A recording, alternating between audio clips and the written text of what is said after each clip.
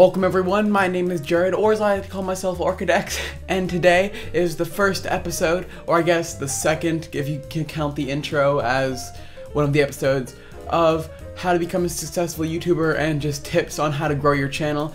Today, the subject we're going to talk about is computer specs. Now, I'm going to go over Windows just because if you're going to be a gaming YouTuber, which is how this is kind of themed, this is themed around tech and gaming YouTubers, you're gonna need to run on Windows if you want to play games. I mean, you could always use a console, but I'm not going to talk about that. I'm just going to be talking about PC. So this is going to be a PC oriented. And now you could take this and turn it into a Mac if you want to make like a Hackintosh. This isn't really a building computer, but this is just what you want to look for, you know? So, first off, sorry, I have my notes. If you see me looking down, that's because I have notes right here, so I don't stutter, I guess, or just space out. First off, what you'll want is a desktop over a laptop. If you have the choice, I would definitely do a desktop, not a laptop, just because they're more reliable. But again, let's say if you need an all-around computer, you might want to stick with a laptop. But if you're just gonna get a computer for content creation, I would go with a desktop. And I'll talk about a little bit more why in a second. But basically, you'll get more power and more reliability with a desktop if you're just gonna use it for content creation. There's kind of two sides to the desktops. There's AMD or Intel and Nvidia. Now AMD and Nvidia can mix sometimes, not often though. It tends to be Intel and Nvidia and AMD. Those are the two. Here, I'll put the images right there. Those are the two companies that kind of do gaming desktops or media creation desktops or editing or whatever, you know, those are the two companies. Or they don't make them, I guess. How am I gonna put that? They make the products that go into these desktops, and so they're kind of make the components. Now, a bunch of companies will make these desktops. Like they'll actually make the computers and sell them, or you can make your own like I do. And I will also give you guys my computer specs kind of during this video. So our first subject, or our first like bullet point, I guess I should say, is CPU. Now, you will want a 4 to 8 core CPU if you're going to be recording games and editing videos. You can do these on laptops with less, or you know, with CPUs and less. But if you're gonna record games and commentate, especially if you're using like Fraps or Dextor, you're really gonna want a 4 to 8 core CPU just because the strain otherwise will be a lot, and the CPU just might not last very long otherwise. So some CPU recommendations I can give are an i3 3240, which is actually a dual core. But if you're gonna go on a super low budget, you could go with that CPU. It'll be right there. Or I'm gonna stick with Intel and then I'll go to AMD. Or you can do an Intel i5 4690K, which is like the middle, which is right there. That's like the mid-range for Intel. And then if you really want to go professional, you can go Intel i7 4790K. So I have to look at my notes because that's a bunch of numbers and I can't remember those. And all of these are 4-core except for the i3, which is a dual core, and the i3 is like the lowest tier. That's just like the minimum you could use. Now for AMD, which is my preference, you could have an FX 6300, or what I actually use, and that's a 6-core, but what I actually use is an FX 8350, which is an 8-core CPU.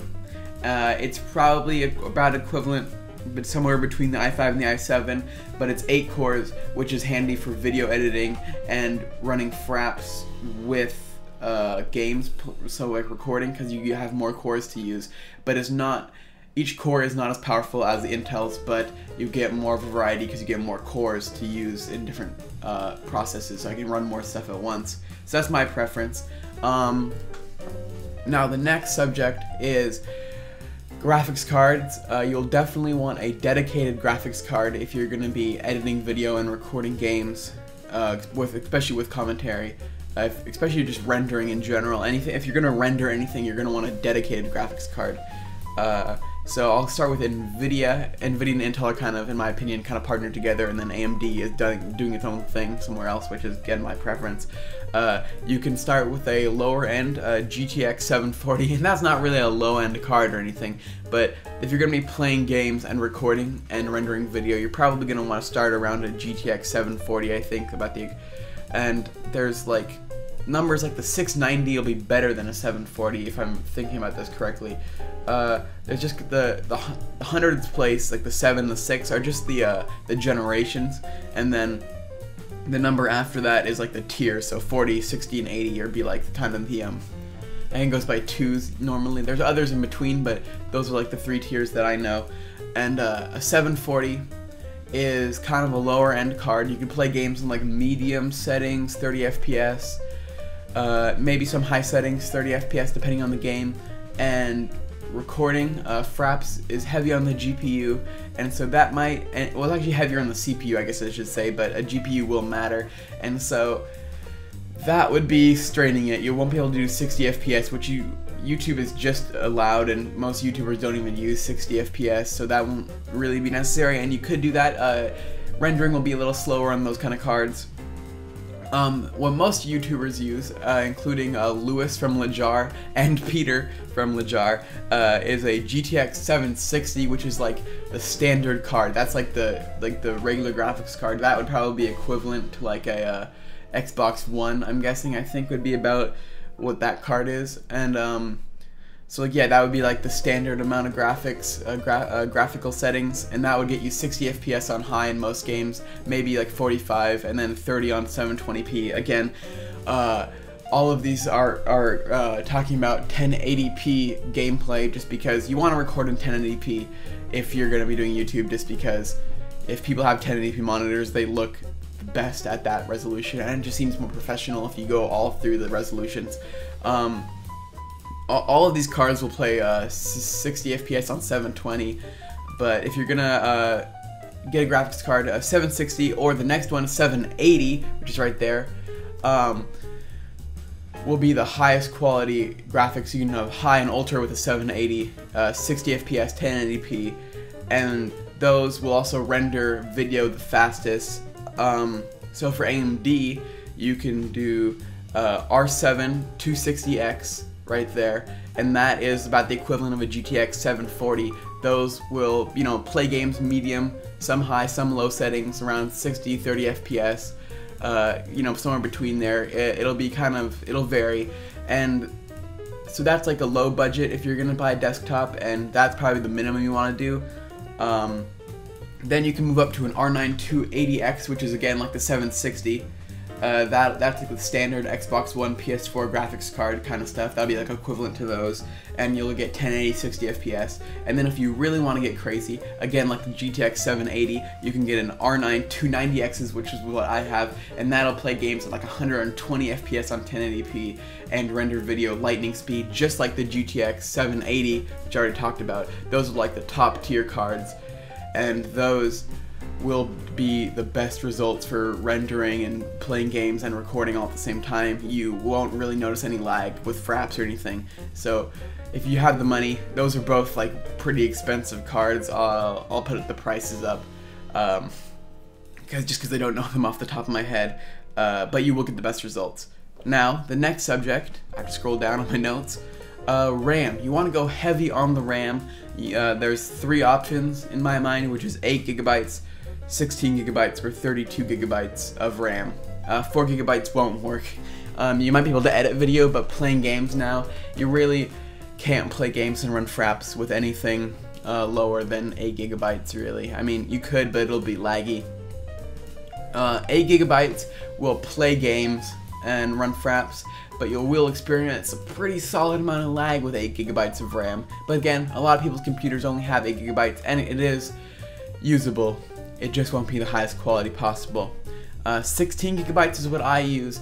That is kind of the perfect, that's like the perfect medium, where it's not too expensive and not too crazy, but then it is good for video editing and recording and playing games all at the same time, just because you have a lot of extra memory to throw around to different processes. Let's say I need to have my fraps, my game, and maybe my webcam running. 16 gigs will do all that for me. I don't have to worry about it, and I'll still experience a little bit of lag, but it should handle it pretty well. Now, if you want to go crazy, 32 gigs of RAM will definitely suffice. You will, that will just power through everything. You'll never experience any lack of RAM, but it'll be just crazy expensive, so that's overkill. But if you have the money, go for it. I mean, you know, can't stop you. Now the next and the final, I guess the final thing will be hard drive space. Fraps and video editing requires a lot of hard drive space, so I personally use an SSD for my operating system, and that's it. I just have it running off of that, so that way while I'm recording, it minimizes lag between the operating system and fraps. So I use a 250 gigabyte SSD to start with, which is right there. You could also do a 500 gigabyte SSD, but that's a little crazy just for an operating system. I run just all my video editing programs on that and my operating system, and then I have a gaming hard drive, which is between, I would recommend 500 gigs and 1 terabyte, just because games take up a lot of space if you're going to be doing PC games. They're like, some games can be like 34 gigs, and that's, you know, so you'll run out of space pretty quickly with anything under 500 gigabytes. And then for media, I have a 1 terabyte drive. But I would recommend somewhere between 1 to 2 terabytes for Fraps recordings, because Fraps recordings are massive. They're huge. So and since you might want to stockpile recordings or make montages, you're going to need a lot of hard drive space. So I'd recommend like Western Digital. What the hell?